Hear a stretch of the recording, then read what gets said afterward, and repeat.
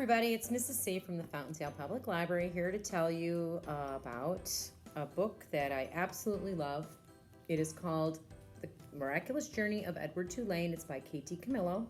You may be familiar with some of her other books like Winn-Dixie. It's a big one. A couple have been made into movies. And this one here is one of my top 3 middle grade books ever. The Lexile 700, most places will tell you for 3rd to 6th grade. I don't agree. I think a 3rd grader would like to hear it read to them. But 4th grade until death, it's fantastic. And anybody who reads this, I think, would enjoy it. It's really got some profound messages sprinkled in, and I really love it. Today I want to tell you, I want to do this book talk a little differently. What I'd like to do is relate a story, a bedtime story, that Pellegrina, who is the lady who had Edward made, he is a rabbit, a porcelain rabbit. He's custom made. He's pretty big, 2.5, 3 feet tall. He has a complete wardrobe. He has a gold pocket watch. He has, I think he has some sort of eyeglasses or a eyepiece or something. He is just gorgeous and, very expensive and beautiful doll. And he was given to Abilene, Pellegrina's granddaughter, as a gift, and she absolutely adores him. Well, unfortunately, the only thing that he adores is his own reflection. Yeah, he doesn't care for anybody or anything. He's very vain. And so I'd like to tell you this story because apparently he's been around a while. Pellegrina knows that he has awareness. Somehow she knows. And when she stares into Edward's eyes, it gives him the creeps. So let's go.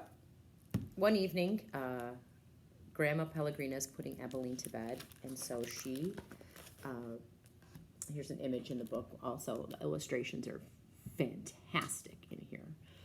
She decides that she's going to tell her a bedtime story. Yay, a bedtime story! Abilene's all excited.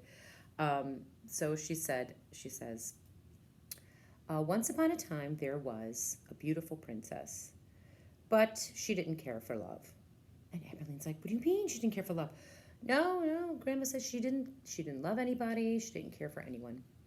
And one day her father came to her, the king, and said, well, dear, it's about time that you were married. So he had a parade of princes come in, and this one prince meets her in the gardens, and he presents her with this beautiful gold ring, and he says, she's gorgeous, I love you. And she's like, really? This is what I think of love. And she takes the ring that he gave her and swallows it. And then she runs out of the garden into the woods and keeps running for 2 days. Well, after a couple days, she finally comes upon a small cottage. And so she knocks on the door, and no one answers. She says, you must help me. I'm a beautiful princess. Nothing. Please answer the door. No, she didn't say please. You must answer. My father will give you whatever you want. Something along these lines. And finally, she's annoying the witch that lives inside, who is counting her pieces of gold. And she lets her in, and she says, you must help me, or there will be consequences. And the witch looks at her. She stops her counting, finally. Consequences? You would like to speak to me of consequences? Who is the one that you love? And the princess is like, oh, love. Why does everybody always have to speak of love? And the witch is insistent. Tell me the name of the one you love. And the princess says arrogantly, I love no one. And the witch says, you disappoint me. And she goes, farfiggery, and changes her into an ugly warthog. Now the princess is just like, oh, what have you done to me? And she runs out the door into the woods. Now, the king's men have been out looking for the princess for 2 days. Yes, they're looking for a princess. So when they see an ugly warthog running, they take their arrows and they shoot it. And then they return to the castle with the pig, where they bring it to the cook, who butchers it, and upon opening its belly finds a beautiful gold ring, and she puts it on her finger and continues to prepare dinner. The end. Emmeline's like, the end? That can't be the end. There's no happily ever after. There's no. And Pellegrina's like, well, yes, that is the end of the story. Because without love, there is no story. And she's like, well, good night, dear. And she puts her to bed. And as she leans in to kiss her goodnight, she whispers into Edward's ear, you disappoint me. And he gets the shivers all over again. Love. Anyway, I got to tell you that this book really made me reevaluate my own behavior.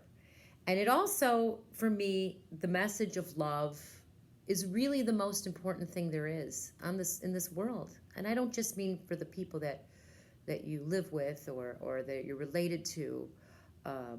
I mean love. It's everything. And so I got to tell you that it really made me, like I said, reevaluate how I think about myself. It's super powerful stuff. There's, Edward goes through, as the title says, the miraculous journey of Edward Tulane. Every step of the way of his journey, he learns something and becomes a little bit better. And his arrogance in the beginning turns into this gratefulness for love. And even though at some point he kind of gives up, it's about love. And it really is the biggest message in the story for me.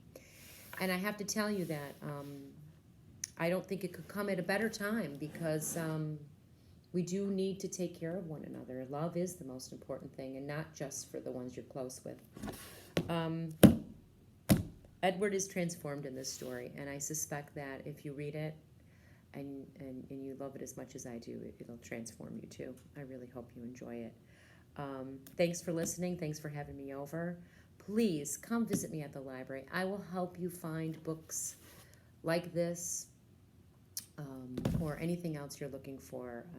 We'll find you something that you'll really enjoy and that maybe change your life, like this one did for me. I'm due for a reread. So thanks, everybody, and I'll see you next time. Bye-bye.